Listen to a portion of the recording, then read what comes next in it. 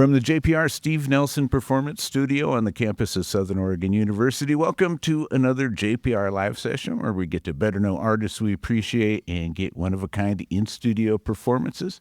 I'm Dave Jackson. JPR Live Sessions are made possible with support from the Talent Club. Get their live music schedule at talentclublive.com.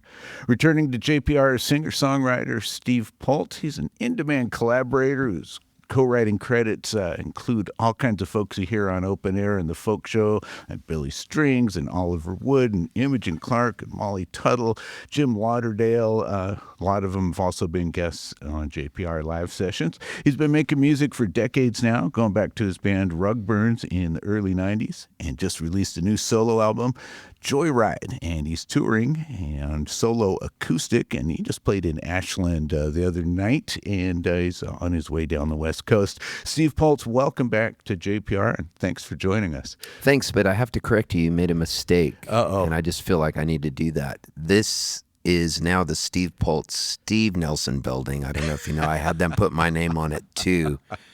I'm in the middle of a lot of things going on, and I just felt like I feel hurt that you didn't know that, and with what I've got going on, because I'm also bidding to buy Greenland right now, so I have my name on this building, so maybe from now on you could do it right and show a little courtesy to your guest. My apologies, Okay. Steve. You're in the Steve Poltz Steve Nelson's Performance Studio for Thank today you. anyway.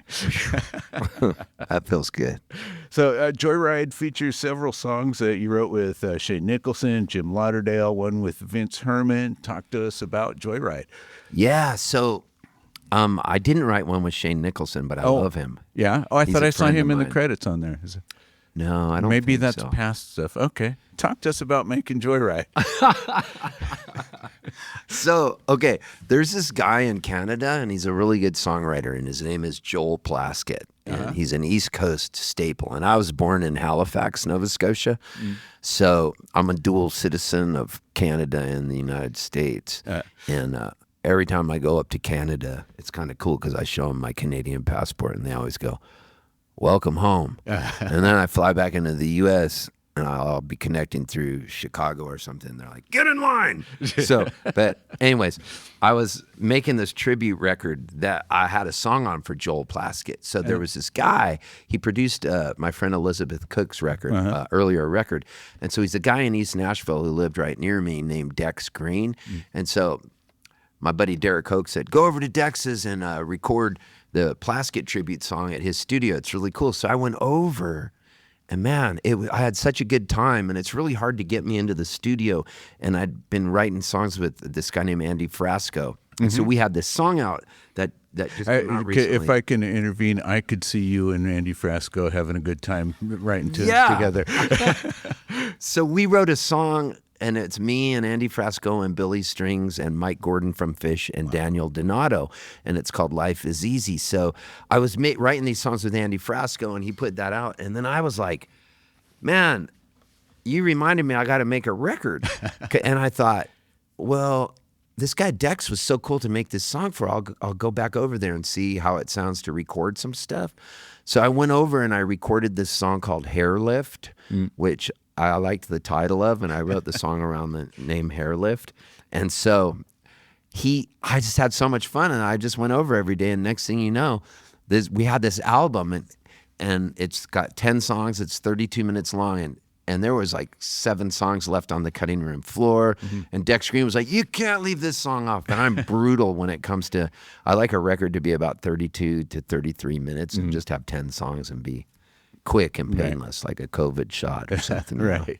Yeah, so that's how the record was born. And then my buddy Vince Herman came over to my house, and he's in Leftover Salmon. Right. And so we wrote this song called Love a Little Bigger, and then Lauderdale called me up. He was like, "Hey, I got an idea for a song." So he came over, and then he had to go pee, and he's like, "Hey, I got to take a wiki leak." And every time he goes pee, that's what he says. It's so funny. And then we wrote this song called At It Again, and that was how. And then Gary Nicholson. Oh, that was why you thought Shane I said Nicholson. Shane Nicholson, and I meant Yes, Gary 'cause Nicholson. Shane Nicholson's a good friend of mine from Right. Australia, who I had lunch with recently at Moss Tacos in East Nashville, and I was like, "But we didn't write a song." Gary Nicholson. Right, that was my co-wrote bad. 2 Yeah. songs. You're brilliant. It's okay. No, you really are. Our lines of communication, and it was my fault for saying I put my name on this arts building because that was where my head was at. But right now I'm pulling a filibuster, and we will get this bill passed.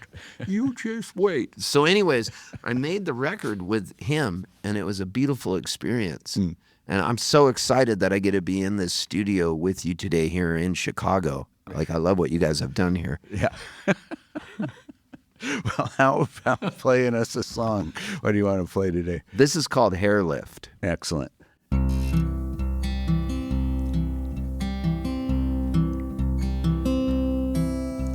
I've been feeling so scarred.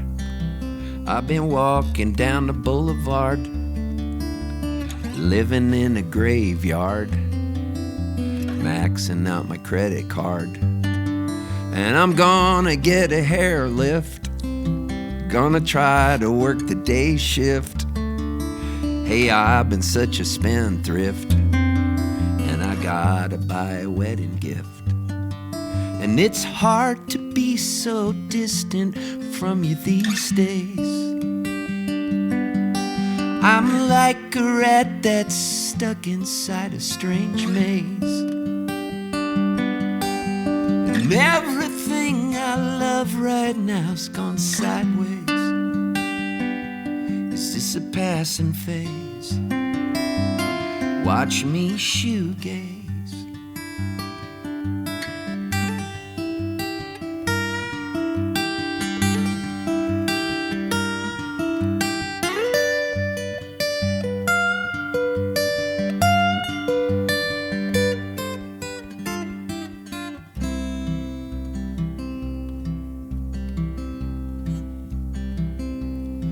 Well, I'm gonna clip my toenails. I've been getting down to details, hanging out with all the snails, and I think I'm going off the rails. Well, I used to play ping pong with my old friend Mao Zedong. I thought he told me I was well hung, but he was speaking in the mother tongue. And it's hard to be so distant from you these days. I'm like a rat that's stuck inside a strange maze. And everything I love right now's gone sideways. Is this a passing phase? Watch me shoegaze.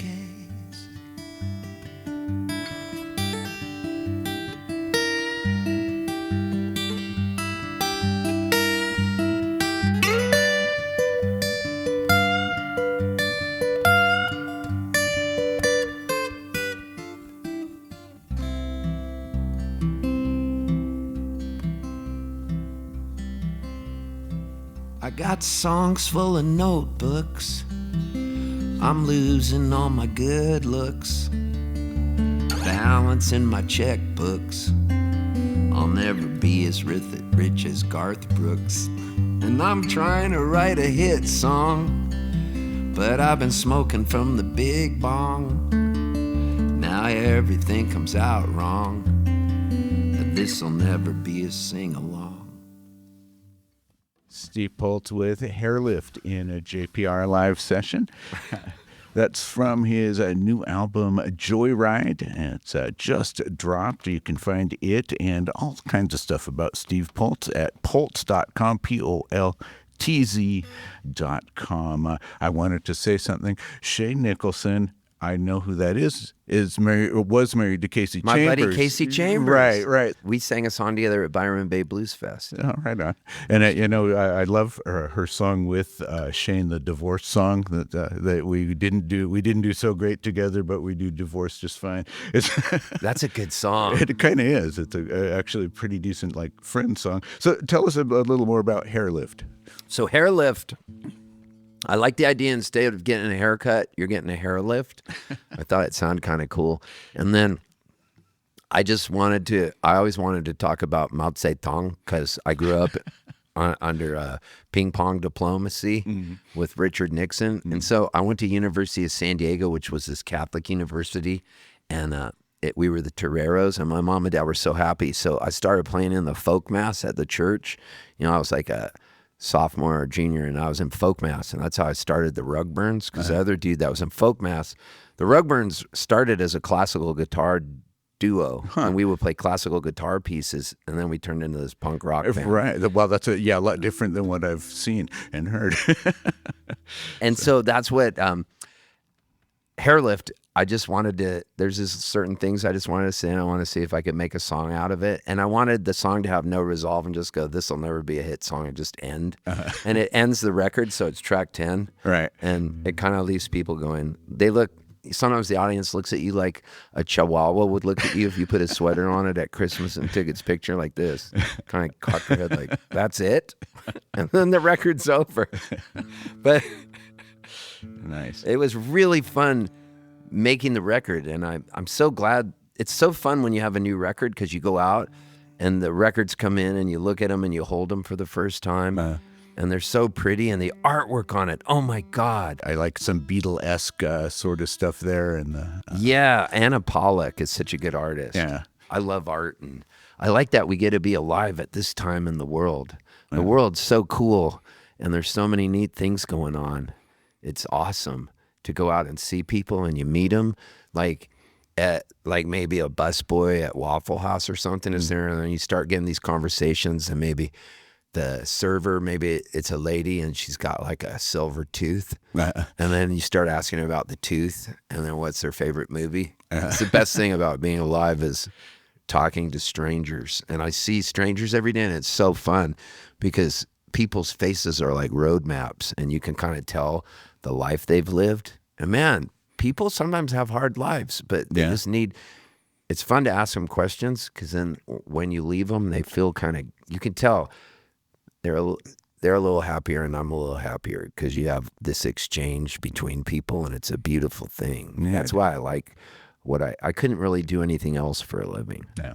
Right on. You have another track on JoyRide. It's about a well-known celebrity who may or may not have called you on the phone selling encyclopedias. Oh, yeah. So when I was a little kid, I was all alone in the house, and I was 6 years old, and there was a knock at the door. And I was 6, and I go, hello? And so there was a salesman there. And he was beautiful. He was like 6'2", with steely blue eyes and wavy silver salt and pepper hair. And he goes to me, I've never forgotten this. He goes, hello, little boy. Are your parents home? And I go, no, do you want to come in? And he goes, all right. So he comes in the house, and he goes, we should lock the door. Now, I know right now you're tightening up in your lower bikini area, but it's not going there. He was super nice, and he brought in a huge trunk. And then my uncle came out, and I was kind of raised by this gay uncle who moved down from Cape Breton, and Cape Breton was no place for a gay man to be in the early 60s. It was like Brokeback Mountain stuff. Like you'd have to keep it on the down low. So Uncle Louis moved in with us, where, in the words of Joni Mitchell, he could be a free man in Paris, like the song she wrote for David Geffen. Right. So Uncle Louis comes out, because he's in the back room, and he's smoking a cigarette. It's 1966. And then my mom finally came out of her room, and she suffered from depression. And kind of the reason I do what I do was I was always trying to cheer her up, because she had to get shock therapy and didn't recognize me when she came back. So I would learn all these pieces on guitar to try to make her smile. And so I feel like the audience is kind of like my mom, and I'm chasing this thing that I'm never going to get to the end of. No matter what, I can't get there. I can't fill the hole I have trying to do that, but it's fun trying to fill it. So I'm sitting there in the house, and the salesman breaks out these Funkin' Wagnalls encyclopedias, and my mom comes out of the room, and she's got a big cigarette with a long ash, and she's like, we're not buying any of those Funkin' Wagnall encyclopedias. I don't know why I make her sound like Burgess Meredith and Rocky right now, but she's like, I'll cut you over the eye, champ. And so I said, and I stuttered, and I was like, Mom, can we please please, can we please have the encyclopedias? And she goes, I'll get them for you if you promise to read every one of them from A to Z, front to cover. And I was like, Mom, I promise I will. And then I dropped something under the table, and I remember looking under the table, and I saw the salesman's leg going up my uncle's leg, and their feet were intertwined, and they didn't know each other, and his leg was rubbing up against him, and my uncle's was rubbing his leg back. And I remember thinking at the age of 6, I should not mention this to anyone. And I've kept that secret in my head until this radio interview. Amazing. Where I felt like it was time to come out. It's a debut in a JPR Live Session. So I was thinking about all these things, and I was thinking about the encyclopedias, and I was wondering, where did they go? So I had this dream. I was talking to Jesus, and I was wondering about the Funko Wagnalls encyclopedias, and I woke up and I wrote the dream down, the conversation I had. So I'm going to perform it, and this is called The Son of God. And I've been playing on the road a bit with John Prine's band. They had me learn all these John Prine songs, and they take me out, and we go play these performing arts centers. Nice. And I got yelled at for playing this song by a woman because they also had me open the shows. And so I knew I was onto something good. Now, when you're listening to this song, just for the listeners out there, you'll know when Jesus is talking, because his voice is going to be higher than mine. And that's not to cast any aspersions upon Jesus. It's just so you'll be able to tell the twixt and the tween when I'm talking and when Jesus is talking. So let's pretend we're on a Broadway show right now, and it's black. It's all black. And then all of a sudden one spotlight comes on, and there I am, and I open the conversation. You're listening to Steve Poltz.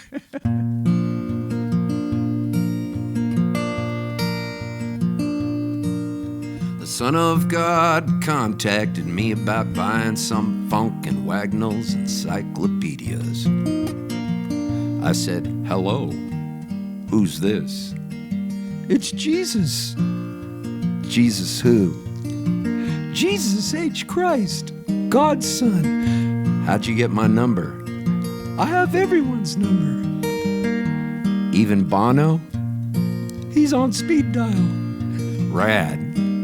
What up, G's? We have a storage unit in heaven that we're paying rent on, and we want to downsize. Who's we? Me and Dad. God. God pays rent for a storage unit in heaven? Yeah, man, we all do. It's a lease that never ends. You think you can't take it with you? Well, I'm here to tell you that, in fact, you have to. And it gets so pricey. We still have to pay membership fees in heaven? Yeah, man. Netflix, Hulu, Amazon Prime, and whatever other channels Taylor Sheridan has shows on. And even another Netflix account under an older email you forgot you were paying on. Well, what about hell? Everything's free in hell except for your soul. Ever since the devil went down to Georgia, things have gone sideways. Hang on, let me light my cigarette. Does your father know you smoke? Does God get a share of the profits? He gets a percentage of the storage unit fees and some Netflix, but Bezos blocked him from Amazon profits. He said he wanted his bank account to be as big as Elon's, so Dad's going broke. Lumber prices, inflation, affordability, tariffs, artificial intelligence, the cost of a dozen eggs, etc. Well, I'm a child of God, so I guess I'll take your encyclopedias, although I don't really need them, man. All the answers are in our hands, in our phones. Dude, help me out. My dad is pressuring me to sell. I'll change your water into wine, give you a get into heaven free card, keep you out of hell. Okay, thanks. I love you, Jesus. That's what they all say, except old Beelzebub. He just plays rock and roll down below with Chuck Berry. That sounds like fun. Does hell have Taco Tuesday? Only heaven. Every single day is Taco Tuesday. Well, where will Bob Dylan, and man, I'd like to go where he goes. Let me check. He's in his 80s. Looks like his score is tied. It depends on his next record. What? Hasn't Bob Dylan done enough, man? I'd like to go where he goes. Not so fast, Poltzy. I know your history. You're gonna need to get into heaven free card. Okay, thanks. And I guess I'll take all your encyclopedias, although I don't really need them, man. You scratch my back and I'll scratch yours. Quid pro quo. Sorry, I don't speak Latin. The Catholics outlawed it in the 60s. Here's your card, you're all set. I'll see you maybe even sooner than you think. Oh shoot, spoiler alert. What? What do you mean you'll see me sooner than you think? Just forget I said that. I can't forget you said that. Can you get me a prescription for some Ambien? You can get that at any bar in Ashland, Oregon. Okay, thanks. I guess. I'm a-going to the promised land. I'm a-going to the promised land. Thank God for bribery, blackmail, the Son of God and the Lamb and Bob Dylan. If he gets into heaven, I'm a-going to the promised land. I'm a-going to the promised land. I'm a-going to the promised land. I'm going to the promised land. Amen. It's Steve Poltz in a JPR Live Session, tuned from his latest album, JoyRide. That was Son of God. So one of the things I appreciate about your songwriting and your music is you can make a fun song, a humorous song like that. You could be really sarcastic and then sometimes be really poignant and heartfelt. And I see that in your performances too, a little like how Todd Snyder went about things. Was he actually a friend of yours, or did you guys know each other? Oh, man. I was just with him about 2 weeks before Todd died. We both played the Ryman for the John Prine You Got Gold tribute show, and it was like 20 artists. It was me and Courtney Marie Andrews and all these different folks. And I was supposed to share a dressing room with Bonnie Prince Billy and John Paul White, who was in the Civil Wars. And so I get to the Ryman like 6 hours early, and I had nowhere else to go, and so I got to the Ryman. I walk in backstage, and Todd Snyder was already there. And me and Todd go way back to when I was in the Rugburns, and he was in the Nervous Wrecks. And we used to paint each other's toenails, and you know, we would go into a bar and set up a wiffle ball field and play wiffle ball. Will Kimbrough would be the pitcher, and would smash pint glasses, and fans would be waiting to get inside, and we'd be going, "We're in the 19th inning. We got to keep playing." And so with Todd, I was always like, "You can do that?" And we always had a great friendship. So I walked into the Ryman backstage, and we're going to be playing the John Prine You Got Gold thing. And Todd sees me, he goes, "Steve, come up to my dressing room." And I go, "Well, I can't. I'm supposed to be sharing it with Bonnie Prince Billy and John Paul White." And Todd goes, "No, man, I'm sharing my dressing room with Evan Dando from the Lemonheads, and I've never met him. Do you know him?" And I go, "Yeah, I know Evan."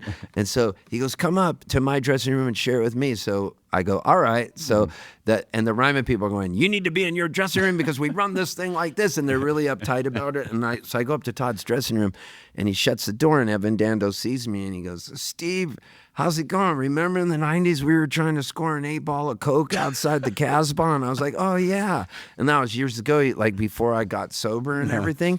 And then Todd had this big jar of weed on the table. And so Evan goes, "Can I have some of that weed?" And Todd goes, "Sure." And Todd had a big old spliff behind his ear, and he handed it to him and a bong. So Evan Dando was double fisting this weed, and the room was so smoky, I was getting a contact high, right? And there's a bottle of John Prine whiskey, the stuff that they give to each performer. So Evan's drinking that.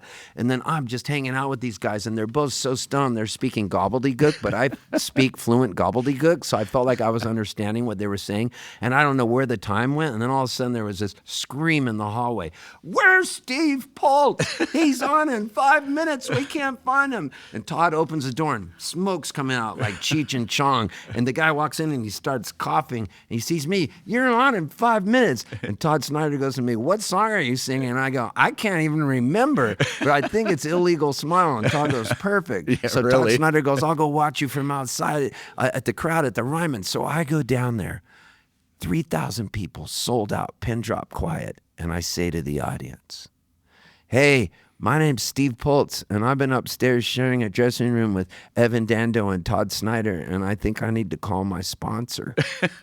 Well, the audience loved that. I do my song, it goes over well, then Todd ends the show with the Prime Band singing Lake Marie. Wow. It was gorgeous. Yeah. And I gave him a kiss on the cheek at the end of the night, and he goes, hey, I'm kind of nervous. I'm going out on tour. And I gave him a kiss on the cheek, and we hugged each other, and then he passed away. Yeah. You know, That was sad. ran into some crazy action in Salt Lake City and then came back and was sick, and it's really sad. Yeah. You know? And Yeah, I he miss definitely him. left us way too soon. That's Yeah. for sure. Well, you guys seem to, like I say, you're both able to be humorous and sarcastic and poignant all at the same time. How do you know why that comes out of you that way? Or, Well, for me, I just love how goofy life is. Life is so fun. Like every day is so fun. I always wake up and I run around like right when I wake up and I'm like, the Poltzes are open for business. The Poltzes are open for business. Amen. And so I always go, this is going to be the greatest day of my life. And I believe my own BS by saying that. I've learned to train my mind. If you say it 21 days in a row, you start to believe it. And so I'm able to always create because no two shows are alike. So it depends. Like, last night I was really I just learned how to play Wharf Rat by the Dead. Right. So I get excited. It's like I have this shiny new toy. And I was so fun. I was on stage. I was like,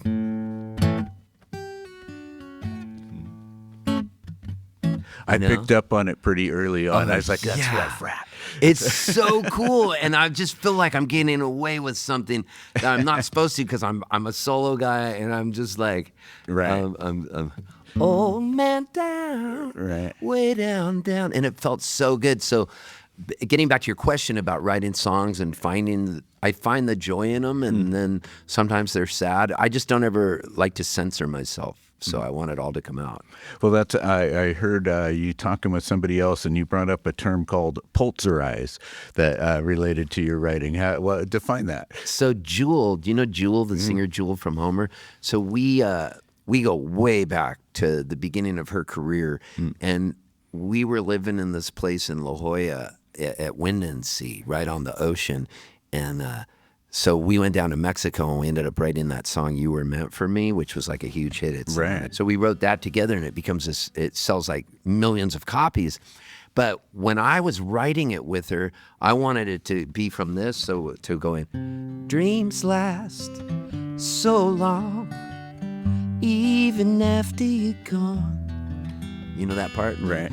I know you love me, and soon I know you will see you were meant for me, and I was meant for you. And I was like, let's make it like where the guy's like hiding underneath her bed and then go into a speed moment part that goes, you were meant for me, you were meant for me, I was meant for you. Oi, oi. And she goes, we're not going to Poltzerize this song. And so she turned my last name into a way of how to destroy a song and take it on a left turn. And she said, we're not Poltzerizing this song. And I'm so glad she put a leash on me for that song, because that song helped to pay some of my bills. It was like I got an endowment from the arts where they went, let's not have him sing it, have her sing it, so it keeps him out of too much trouble, and just trickle the money down over part of his life. And because the angels were worried about me if I got too much of it, so it all worked out. Yeah, well, and it was definitely a hit for her, and I guess you would help. But there should be a speed metal version of it. That would be interesting.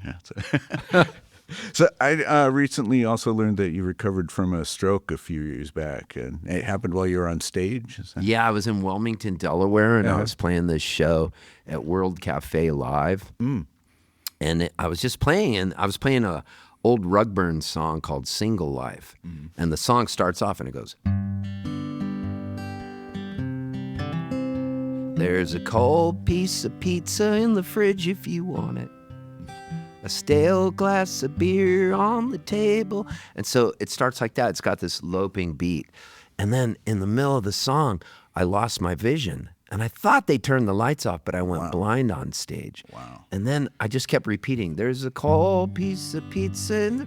And everybody thought I was taking the piss out of the audience in an Andy Kaufman-esque way, like trying to mess with them, but I wasn't. And I'd gone blind, and I could barely see through a little keyhole in my left eye. And so finally, I was about to faint, and I asked the audience, did they turn the lights off? Can you guys see? Wow. And the audience was like, we can see.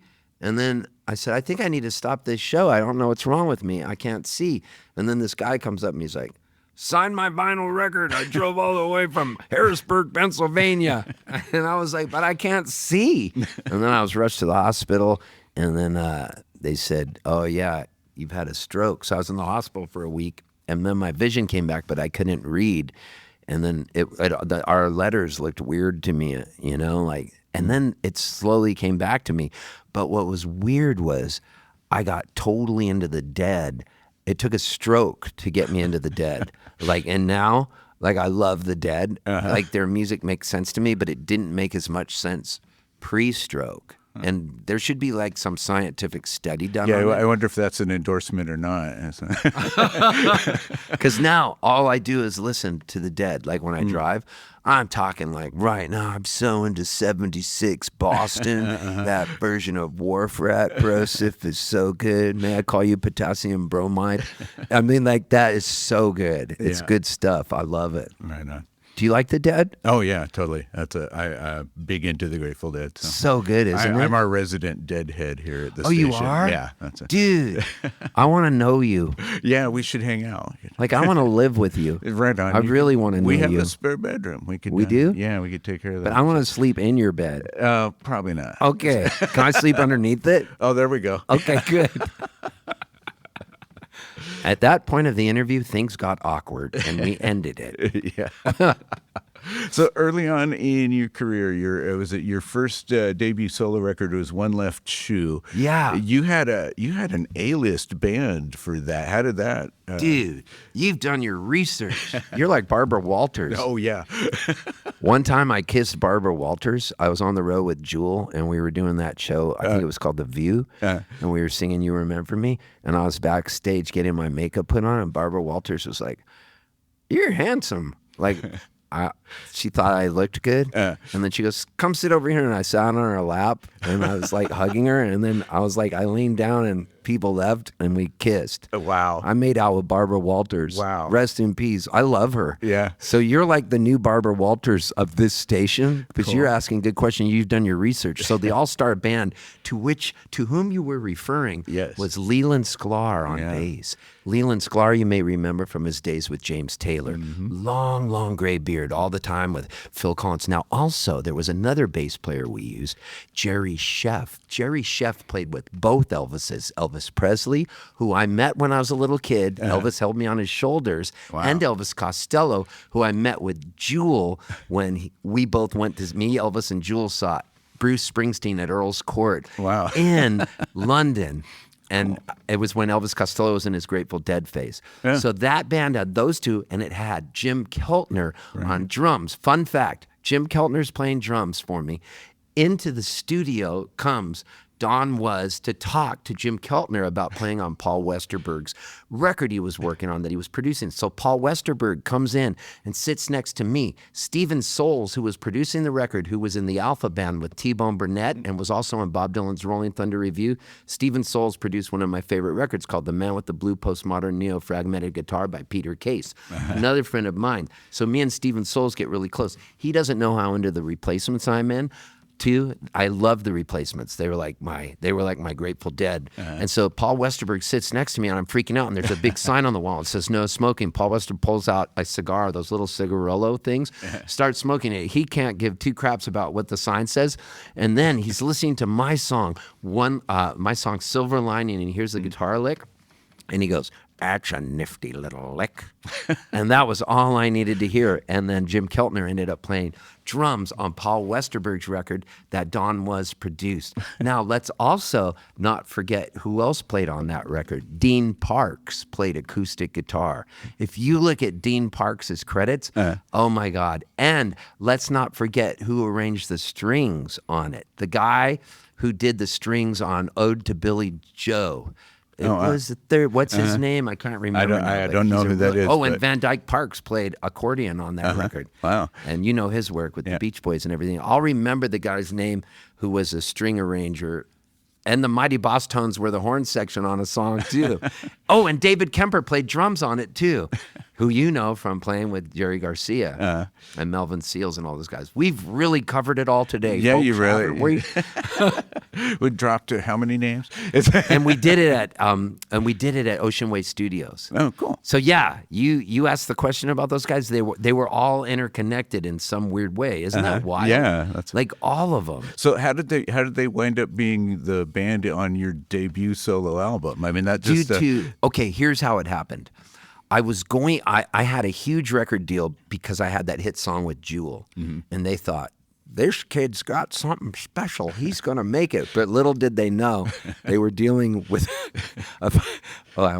they were dealing with a freaking crazy person. And so they wanted me to be real mellow, like Duncan Sheik, you know, like on stage. And they're like, why can't you be more like Duncan Sheik? And I would get on stage like, I'm going to try to not say a word and be real serious. But I couldn't do it. It was like, there was too many fun things to talk about that happened in life. And so anyways, the record doesn't sell a lot, but I got to pick my choice of producer, and they offered me all these producers, and they flew out Danny Korchmar. Now, you have no idea how much I love James Taylor, right? I love James Taylor. They fly Danny Korchmar out and for me to interview to perhaps produce my record. And we're at a restaurant in Los Angeles, and Danny Korchmar says to me, you know, when I produce a record, I also talk about the lyrics. And he goes, I want to talk to you about a couple lyrics because I want you to change something. And right then, the hair on the back of my neck stood up like, how dare you question my lyrics? Like, because I was younger, you know? Yeah. I was younger. Now, it wouldn't matter, but at the time. And I said, well, what are you talking about? And I had this song on the record called Kicking Distance. And the gist of the song goes, I am within kicking distance of your heart. And I must find others. Because I always like that term in football. They're within kicking distance of winning the game. And I thought, oh, this would be cool. I am within kicking distance of your heart. And he goes, I love that song. I love that line. But you have a line in it that I don't like. And I go, what line is that, Danny Korchmar? May I call you Cooch, like James Taylor did? And he goes, I don't like the line where you said, what started so simple has turned into a pimple, unsightly and sore to the touch. And I thought, in my mind, I was like, how dare you question me? I'm Shakespeare. Tomorrow and tomorrow and tomorrow creeps into the spetty time. But I didn't say that to him. I just went, oh, okay. And then I ended up working with Stephen Souls, which makes me laugh because I really could have gotten to know, Danny Korchmar. And now if somebody had said it to me, I go, oh, you got a problem with that line? Yeah, let's talk about it. Let's discuss this. But I was too young and dumb and idiotic, and it makes me laugh. And I hope I get to see him again because I recently ran into Joe Henry, and we played a Neil Young tribute show in British Columbia, Canada. And I got to tell him I was sorry I didn't pick him to do the record One Left Shoe because he also came for the job with T-Bone Burnett. They came together, but I ended up going with Stephen Souls because I just liked him. And plus, he was in Bob Dylan's Rolling Thunder Review, and I got to ask him all these questions about the tour. So nice. You know, I'm sorry I'm talking so much. No, that's good. Have you ever heard of meth? No. Well, thank God we're not doing it, but I did have coffee. And I feel like, and I did stay at a Holiday Inn Express last night. There you go. You're watching the All-State halftime show. So, anyways. Yeah. It's interesting you said that nowadays you would accept the criticism. I have no problem with criticism. I remember a story Todd Snyder told about Garth Brooks asking if he could change some lyrics to one of his songs, and Todd said, "Yeah, as long as you send the check the right place, you can write it anything you want. You can put the right name on the check, send it to the right place. You do whatever you want with it." Yeah, that's a great answer. Yeah, I love that answer. That's so good. I never want this interview to end. I would just like the listeners to know right now, I'm very happy in this moment. Yeah, me too. We could sit and chat all day. Unfortunately, I'm going to have other stuff to do, and I'm sure. Actually, you're on a day off, though, aren't you? Yeah, I have 2 days off. I haven't had days off in so long. Do you want to DJ with me upstairs? I'm just kidding. Oh, my God. That would be crazy. My sister was a DJ at KCR, San Diego State, and she got me I never forgot, for Christmas, I opened up this record, and there was a guy that looked like Buddy Holly, and the record was checkered, and it said Elvis Costello, My Aim Is True. And it blew my mind. Yeah, right on. Yeah. Well, why don't you wrap up with one more song for us today? What do you want to play? I would love to wrap up with one more song. This has been a blast. And Yeah, likewise. the people in the studio are so cool. Everybody here at this studio, thank you. Well, thank you. Okay, I'm going to end on the title track, JoyRide. Excellent. Yes, go ahead. It's Steve Poltz in a JPR Live Session. I like that. Let's do it again, but can you do it more like it's ASMR? This is Steve Poltz in a JPR Live Session. That's so good. You know what I like about ASMR is you hear their lips smack like this, so they go, I had such a tough drive today, but I just want you to know you're so special and you're loved. Excellent. I'm feeling the love in this room right now. Me too. This is Steve Poltz in a JPR Live Session.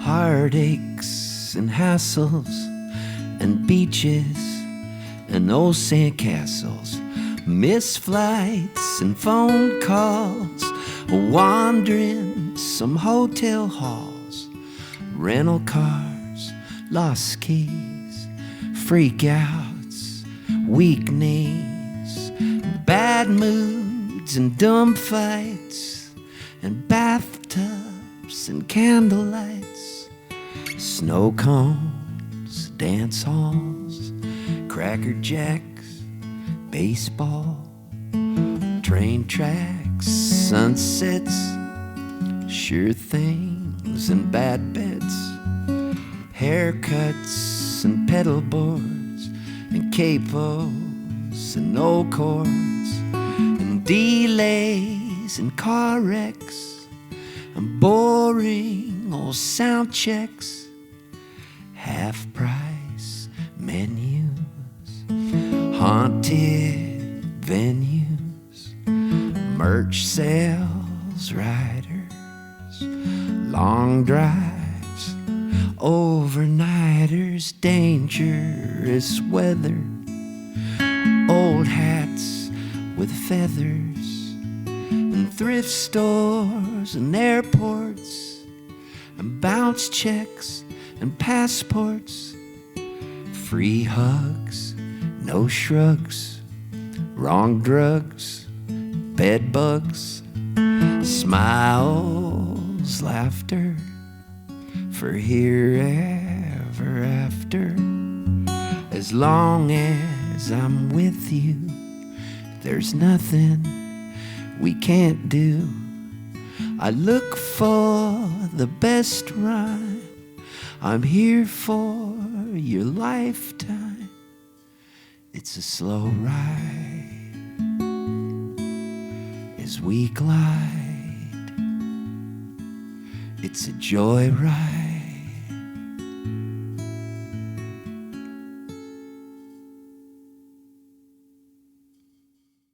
That was Steve Poltz. The tune JoyRide's the title track to his brand new album, just dropped the other day. And since this is one of the first interviews he's going to do on this, my entire career is resting on this particular interview. This as was is the yours. first one. Yeah, so as is yours. Our careers are based on this. I love entire that. I love interview. JPR. It's cool. We appreciate you as well. So, Steve Poltz is on tour right now. Got some dates in California coming up. You can find information at Poltz.com. And then you're going international. What's going on after that? Okay, after that, I'm finishing up. I got 2 nights at the Belly Up in San Diego. And then 2 days later, I fly all the way to Perth, Australia to play the Nannup Folk Festival. And then I'm going down to farther in West Australia to a place called The Dam. And then I'm going to Perth to play some shows, and I'm flying to Adelaide, and then I'm doing the Port Fairy Folk Festival in Melbourne, Victoria, right outside in Port Fairy. Then I'm doing the Blue Mountains Music Fest in Katoomba. Then I'm doing Byron Bay Blues Fest, and then the National Folk Fest in Canberra. I'll be there 50 days doing a bunch of club dates. It's my 23rd time down under. I first went there with Jewel, and I asked the promoter, when was the first year I came to Australia? And he goes, oh, I reckon it was about 1999. So I made a record called 1999, and that I recorded there, and it's spelled Noinenoinnoin. I'm not even kidding you. Look it up, 1999. And so I have a love affair with Australia and Paul Kelly to boot. He's one of my favorite songwriters. Yeah, you were just about the time you were here last time around. We just talked to Imogen Clark, and you wrote some tunes with her as well. Squinters. Yeah, Squinters, a good tune. Thank you. Yeah. I love Imogen Clark.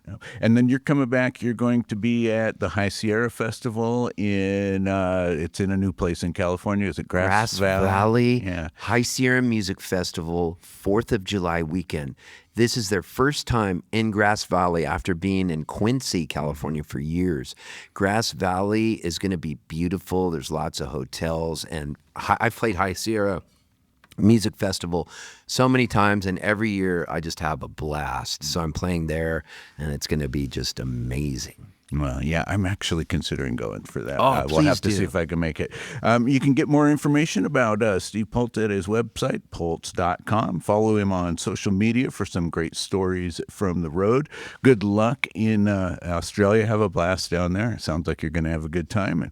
And thanks for coming in. Yeah, man. Thank you. Yeah. After Australia, I'm going across Canada. You should just come with me, all of you. Sounds cool. Yeah. All right. Yeah. This was a blast. JPR Live Sessions are engineered by John Griffin with help today from Brett Levick, made possible with underwriting support from the Talent Club, offering live music and cold beverages in a casual atmosphere in Talent, Oregon. Find their live music schedule at talentclublive.com. I'm Dave Jackson. Thanks for listening to JPR Live Sessions.